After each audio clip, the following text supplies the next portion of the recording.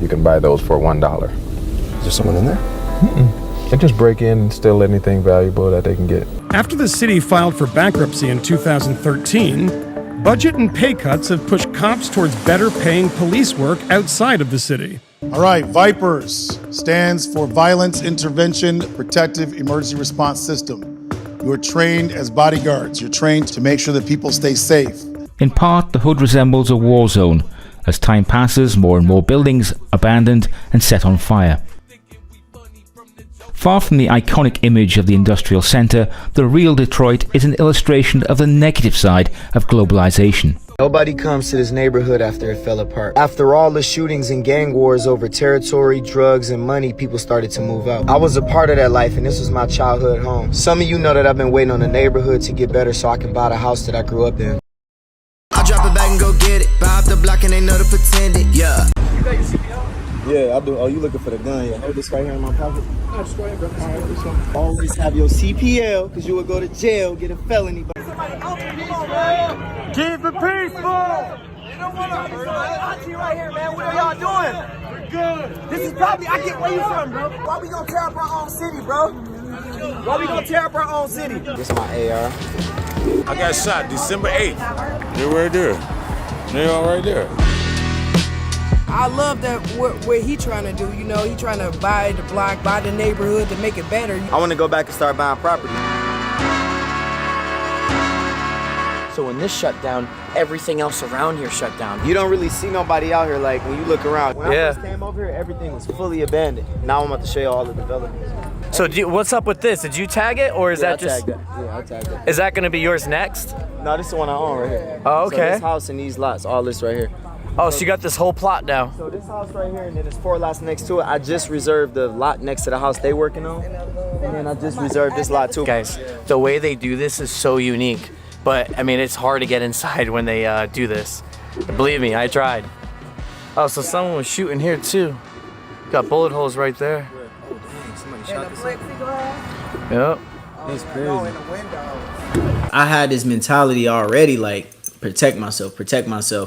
So when I was in elementary, I'm already bringing weapons. I'm already bringing stuff to protect myself. NDSC. I don't know what it was, but early in my mind, I think because my environment, like, even though we look at pictures, the grass green, as houses, the environment still is like, I felt like, all right, I got to leave my mark over here. I got to get familiar. People got to get to know me over here.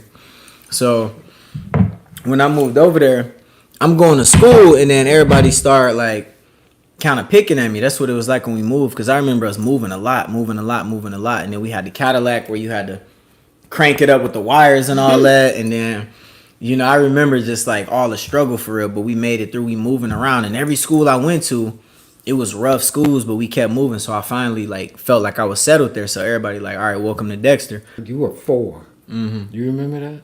I mean, I remember a little bit of it. It was so bad that the day of your father's funeral, I refused to allow my grandson to even ride in the limo with them. I got you your own personal limo. I didn't even know that. That's crazy. Yes. I refused to let you ride with them because I didn't know what might happen. And I didn't want you to be caught up in that drama. Mm-hmm. And that has been my prayer for many years. And that's what people that you didn't turn out. Your life turned out like your father's.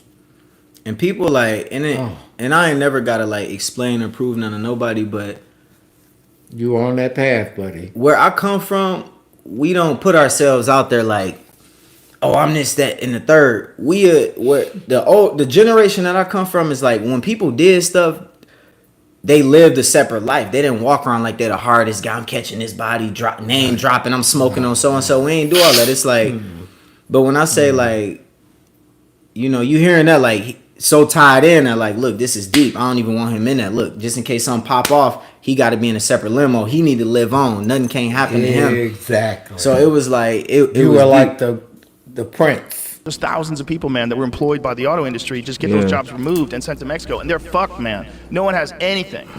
No one has anything. There's just like nothing to do. There's no. It's not like you need to work harder. It's like no, the industry's gone. Yeah. There's no jobs. There's nothing to do there. See, I'm glad he said that, man, because look, I ain't gonna cap. What they just said, bro, what Joe Rogan just said, bro, that was revolutionary. people talk so bad about Detroit and Chicago, but he said, bro, there are no jobs. Like he said, what you expect people to do? And you gonna have them people like, well, everybody need to get up and go work. I ain't gonna lie, the only jobs we really be having in Detroit for the masses is McDonald's, Wendy's, Little Caesars, and them don't be sustainable jobs. And I'll be real, you got like all of our DoorDash drivers here in Detroit from the hood for the most part, because them be the only jobs, and they do take advantage of that. So anybody saying, oh, Detroit is lazy, don't work, no, they get at it though, I ain't gonna lie. They might go DoorDash, make a day pay, and go buy a bag, you know what I mean, smoke that bag, but they doing it though, I ain't gonna lie. Because think about it, all my grandparents, when they was working at them factories, bro, they had Chryslers, they had boats, they went on cruises, they was living good. And not the crime rate, they say, did drop. The mayor just said our crime rate dropped, and then it was like some post on it. But at the end of the day, like, I don't think the poverty rate really changed at all. Like, them factories, when they got hit and they disappeared, it wasn't no jobs for real. So that's why the city's struggling, man. Like, and then if we moving towards tech in real time, a lot of niggas ain't gonna really be up to date when it come to tech. And I went to a conference that was talking about tech moving into the factories, but I think about the day-to-day person though. Like, yeah, you can hire people who are engineers, but what about the hundreds of people that ain't got jobs? And I know Shinola been trying to solve that problem with the manufacturing, with the watches, Rocket Mortgage, which is Quicken Loans. It seems like they do a good job hiring the masses, you feel me? But we need people that's hard laboring. And it is a lot of labor jobs, right? Construction, but then they say, like, you know, immigrants taking that industry over. So the biggest gap in Detroit is, like, them factories closing down. But we can't stick to just that. We got to get on something on the masses, you feel me? Like, we got a big city, like, built for 1 million people. It's only 600,000 people here. And then there's no jobs, like, that's why everybody on robbing. That's why everybody's shooting. You feel me? That's why with me, when I'm riding around and moving a certain way, I try not to just be standing out there with shiny shit on, because that's sometimes people only, they say in Brazil, somebody told me in Brazil, the only way to make money is robbing, stealing, selling drugs, you know.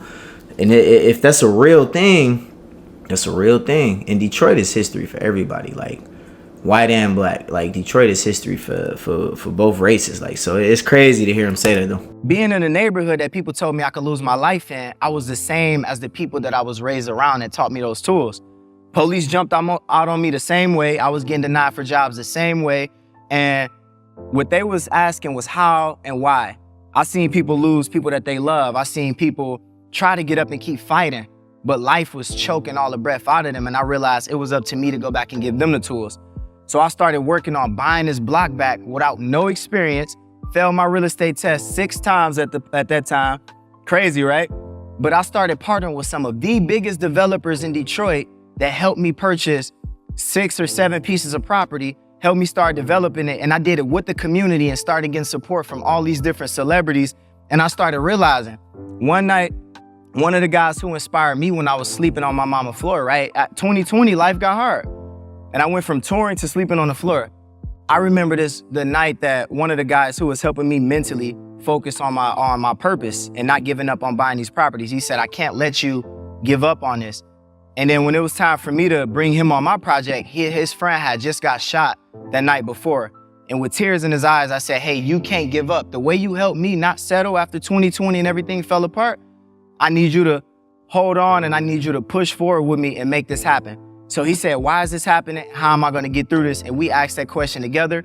And when we found those tools, we both realized that we can change our communities, inspire the world. And as we find those tools, because we answered those questions, we can impact thousands. And it don't matter. All the people around the world can look at what you're doing and the tools that you got to solve your problems. Thousands of people ask those same questions, how and why. Make sure you take that third step and keep going and take action. Thank you. My name is Trey Little.